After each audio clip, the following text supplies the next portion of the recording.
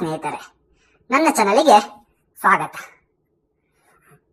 ಇಂದು ನಾವು ಮೈಸೂರು ದಸರಾದ ಪ್ರಸಿದ್ಧ ಆನೆ ಅರ್ಜುನನ ಬಗ್ಗೆ ತಿಳಿಯೋಣ.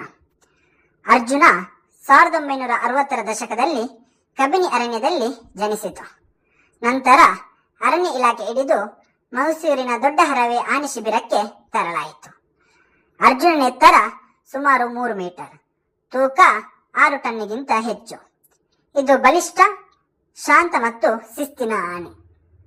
1999ರಲ್ಲಿ ಮೊದಲ ಬಾರಿಗೆ ಅರ್ಜುನ ಅಂಬಾರಿ ಹೊತ್ತು ದಸರಾ ಜಂಬೂ ಸವಾರಿಯಲ್ಲಿ ಭಾಗವಹಿಸಿತು.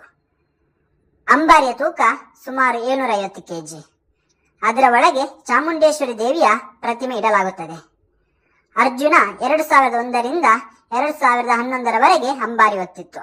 ಮತ್ತೆ 2017ರಿಂದ 2019ರವರೆಗೆ ಮುಖ್ಯ ಅಂಬಾರಿ ಆನೆ ಆಯಿತು. ಇದರ ಶಕ್ತಿ ಮತ್ತು ಶಿಸ್ತಿಗೆ ಅತ್ಯಂತ ವಿಶ್ವಾಸಾರ್ಹ ಆನೆ ಎಂದು ಹೆಸರಿಸಲಾಯಿತು. 2023ರ ಡಿಸೆಂಬರ್ನಲ್ಲಿ 64 ವರ್ಷದ ವಯಸ್ಸಿನಲ್ಲಿ ಅರ್ಜುನ ನಿಧನ ಹೊಂದಿತು. ಇದರ ಸಾವಿನಿಂದ ಮೈಸೂರು ಜನರು ದುಃಖಿತರಾದರು.